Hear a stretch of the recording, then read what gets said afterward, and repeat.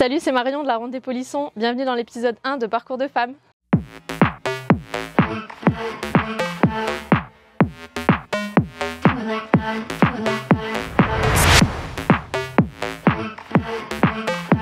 Alors, je m'appelle Marion, j'ai 36 ans, je suis la gérante de la boutique La Ronde des Polissons sur Armentières et la co-gérante du salon de thé Le Polisson Gourmand avec mon mari Thomas.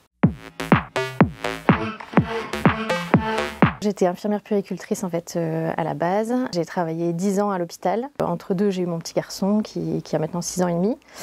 Et il y a eu un moment où j'ai eu envie de faire autre chose, on va dire, de ma vie. Succinctement, de fil en aiguille, l'idée du salon de thé, elle s'est d'abord créée, qui était un projet avec une collègue à la base. Et finalement, c'est Tom qui s'est greffé, on va dire, au projet. On a décidé d'ouvrir le salon de thé dans la ville où on habitait déjà, donc sur Armentières. La boutique, ça a été une belle opportunité en fait qu'on nous a proposée. Je m'y retrouvais plus en reconnaissance et en termes d'évolution en fait. Quand j'ai commencé à être puéricultrice, je me suis dit je ferai puéricultrice toute ma vie et puis on verra quoi. Peut-être je changerai juste de service. Moi, j'avais fait 3 ans en neuropédiatrie, j'ai repris des études donc j'ai été entre guillemets obligée de changer de service. Et déjà on se dit mince, je retombe dans un service je connais pas, donc c'est déjà une étape. Entre deux j'ai eu mon petit garçon, donc ça fait réfléchir aussi à d'autres choses. Je considère que dans la vie si à un moment ça va plus, il faut faire en sorte de changer et j'ai eu l'occasion de pouvoir le faire. On fait comme on peut, on va dire.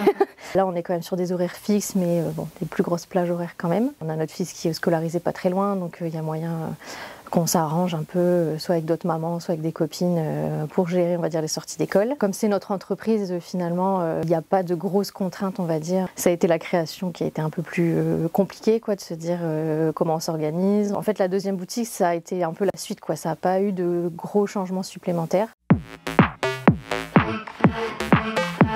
Je fais un peu de fitness où je sors un peu, on va dire, mais pas. Je ne suis pas une fêtarde. J'ai des rencontres d'entrepreneurs, par exemple, des petits déjeuners aussi, on fait au salon de thé. Donc, c'est d'autres occupations, mais qui finalement sont en lien avec soit le salon de thé, soit la boutique.